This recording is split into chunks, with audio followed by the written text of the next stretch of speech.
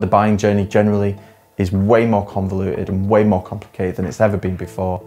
And it's not linear. It's here, there, and everywhere. Some people are impulse buyers. Some people take their time. We need to be, at every stage being able to deliver the right messaging, the right imagery, the right assets to be able to convert that consumer. A lot of businesses only focus on acquisition. People only focus on getting new customers in. If you're not focusing on, for instance, retention, then you're not going to grow, and that pool of new potential shiny object customers, that's going to quickly dwindle away because you've not retained them, you've not re-engaged them, you're not going to be able to reconvert them. And that's where you grow and sustain as a company, by retaining your existing customers. You need to have a mixture of everything. You need to understand the buying journey. So that's why we created the close the loop methodology, where we're looking at every single stage. We close the loop so that you never miss an opportunity to engage with your target market. So the parts of the closed loop are acquisition, firstly getting them into the loop.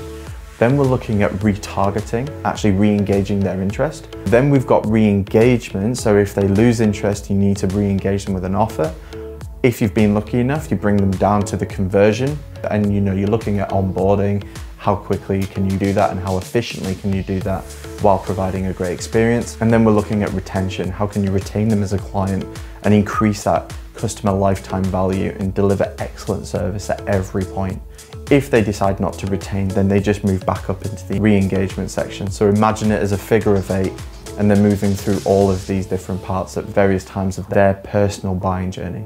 If you activate all aspects of the loop and you're able to successfully acquire customers and bring them into the loop, you're just going to feel much, much better about your whole strategy as a whole, because at the end of the day, you know then that you're not missing anything.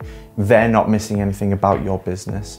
Sometimes you just cut your losses. Sometimes people won't convert, and you need to be okay with that. But the people that do convert, they're the people that you focus on, because they're already invested in your business. You need to retain them, delight them, and make them come back for more, and tell their friends about you as well. Whether it be in a digital review, whether it be word of mouth, whether it be on social media, whatever. So concentrate and deliver your time on the people that do want what you are offering.